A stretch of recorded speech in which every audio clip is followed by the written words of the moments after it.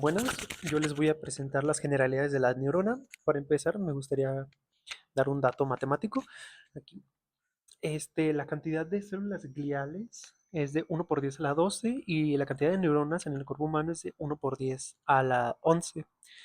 Esta diferencia nos da en total 9 por 10 a la 11, que son 900 mil millones de células. ¿Esto qué nos quiere decir? Que esta es la cantidad de células gliales mayores que hay con respecto a las neuronas. En sí vamos a encontrar más distribuidas por el cuerpo a estas células que a las propias neuronas, pero igual se necesitan. Ahora, ¿qué son las neuronas? Las neuronas son un tipo de célula especializada para la transmisión de impulsos eléctricos dados por un diferencial de potencial. Se sabe que el sistema nervioso contiene tanto neuronas como células gliales, que también son conocidas por dar soporte a las primeras. Ahora, el sistema nervioso, digo, ahora, la estructura general de una neurona es la siguiente. Tenemos un cuerpo, unas dendritas y un axón. Eh, en esta, en esta lámina de histología podemos apreciarla. Los axones son estos de acá arriba. Digo, las dendritas son estos cuerpos de acá arriba y el axón todo esto.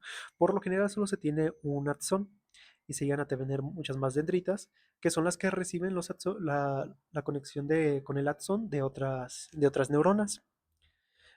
Las dendritas se van a encargar de eso, de recibir las conexiones y el axón de transmitirlas. Algunas veces tiene mielina, que está en sí lo que le ayuda al axón es para transmitir el impulso eléctrico a una velocidad mayor. No le hagan caso a esto ni a esto. Bueno, a esto sí, realmente los nodos de Rambier son esas partes intermedias que hay entre el axón, entre mielinas. Y proseguimos. Este, en sí, las neuronas también podemos dividir por los tipos, dado por su disposición y prolongación, en este caso por cómo se transmiten las señales, por ejemplo, si es multipolar, porque tiene varias dendritas, y el axón luego va a dirigir la señal. Si es bipolar, que solo recibe y da de una señal en específico, o si es pseudopolar. Ahora, El, s- también lo podemos dividir el sistema nervioso por su anatomía o por su función. En este caso, por su anatomía, tenemos que al sistema nervioso central y al periférico. El central se llega a encargar de actividades tan complejas como el aprendizaje y la memoria, hasta actividades como el procesamiento de señales dadas por las células nerviosas de la periferia, o sea, por las señales dadas por el sistema nervioso periférico. Si vemos cómo es el sistema nervioso central lo conforma el cerebro y la médula espinal, y el sistema nervioso periférico por todos los nervios dados en el cuerpo. Ah, Aunque también lo podemos dividirlo por su funcionalidad. En este caso, el sistema nervioso somático y autónomo.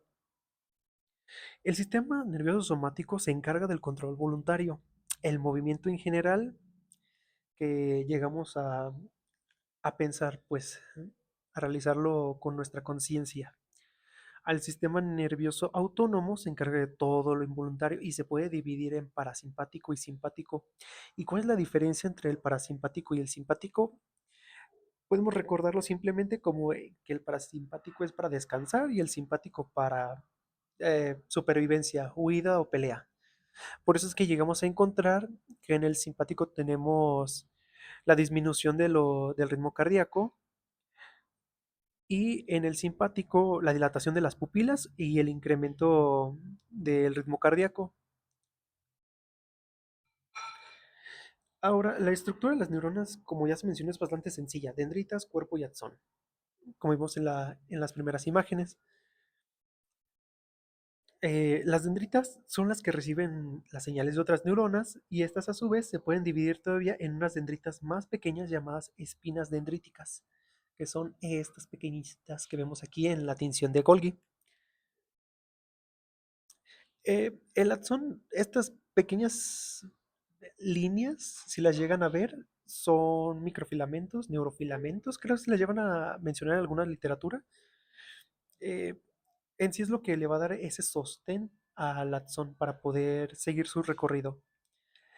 Y En este tipo de tinción se llega a tener más el núcleo, justo porque mayormente llega a haber cuerpos de Nissl o lo que se conoce también como el retículo endoplasmático rugoso, el, ya saben, el organelo de, un tipo de organelo de la célula.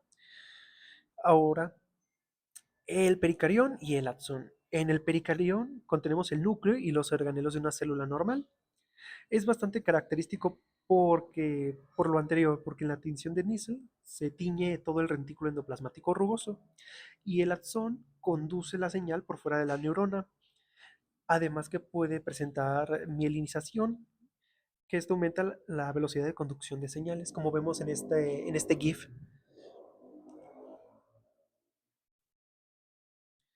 Ahora, vamos a hablar de la transmisión sináptica o de la sinapsis en general. Se empiezan a abrir poco a poco canales de sodio por una señal llegada de otra neurona. Estos canales de sodio sensibles a voltaje empiezan a abrir uno después del otro, el más cercano, el más cercano, el más cercano. ¿Qué va a hacer? Que vaya aumentando el voltaje. ¿Qué va a pasar? En algún punto va a pasar ese voltaje normal que se iba a tener en una célula y va a provocar ese potencial de acción porque va a, a estimular más a los otros canales de sodio dependientes de voltaje o sensibles a voltaje, perdón. Esto que va a provocar un diferencial de potencia, un diferencial de voltaje, lo que va a hacer que la señal se llegue a transmitir entre canales y canales. Como ya les mencioné, los nódulos de Rambier son estas pequeñas partes entre mielinas. El montículo axonal es hasta donde se limitan los organelos de la célula. Los organelos se llegan a quedar en esta parte en específico y en esta ya no llegan a pasar más que microfilamentos. Ahora, una vez que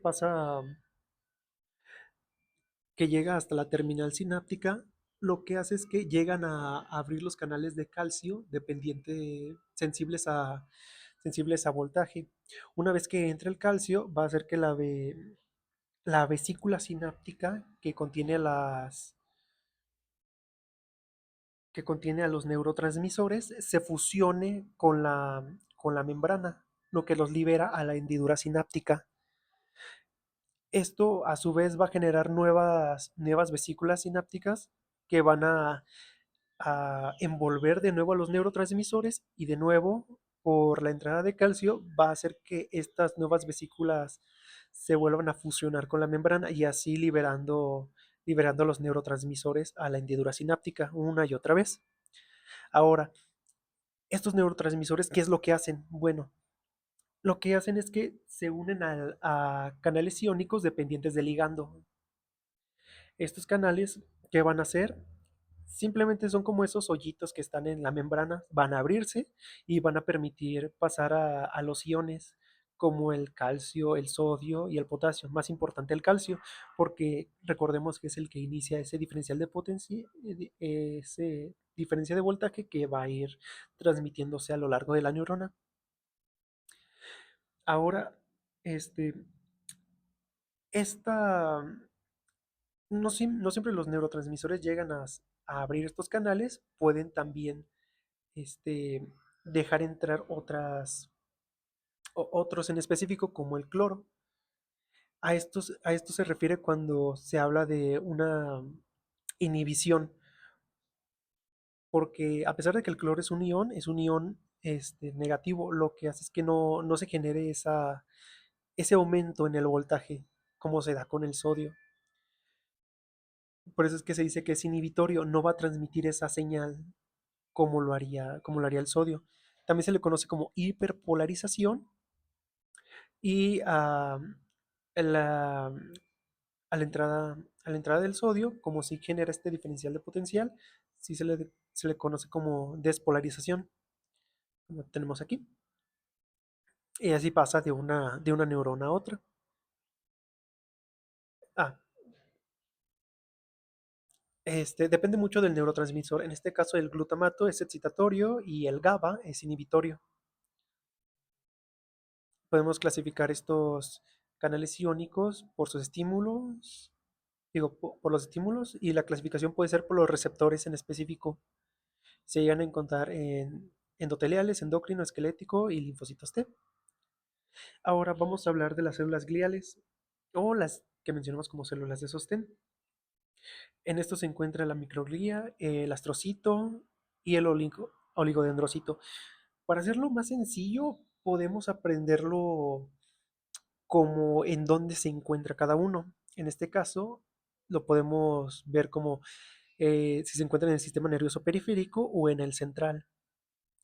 En este caso, tenemos los astrocitos, que estos se encargan de darle sostén a las neuronas, de regular el potasio y el glutamato y formar la barrera hematoencefálica. Este, las células ependimales también se encargan de dar ese tipo de cierre entre la barrera hematoencefálica, justo para dar esa circulación de líquido cefalorraquídeo entre los ventrículos. Ah, para dar esa movilidad del líquido cefalorraquídeo. Recordemos que el líquido cefalorraquídeo nos ayuda a nutrir las células, a dar un volumen consistente, además mm, sí, pues, de ir circulando los residuos que las células neurales tienen en ellas. Por eso es que en estas células en específico se llegan a tener vellosidades para dar ese recorrido de líquido. Las células de la microglía son en sí la respuesta inmune del sistema nervioso, son las células inmunitarias del sistema nervioso. Y los oligodendrocitos se encargan de producir mielina, por eso se van a encontrar muy cerca de los axones de las neuronas. Y son muy parecidos los oligodendrocitos y las células de Schwann porque cumplen la misma función, solo que la diferencia es en dónde se encuentra cada una. En este caso, los oligodendrocitos en el sistema nervioso central y las células de Schwann en el sistema nervioso periférico.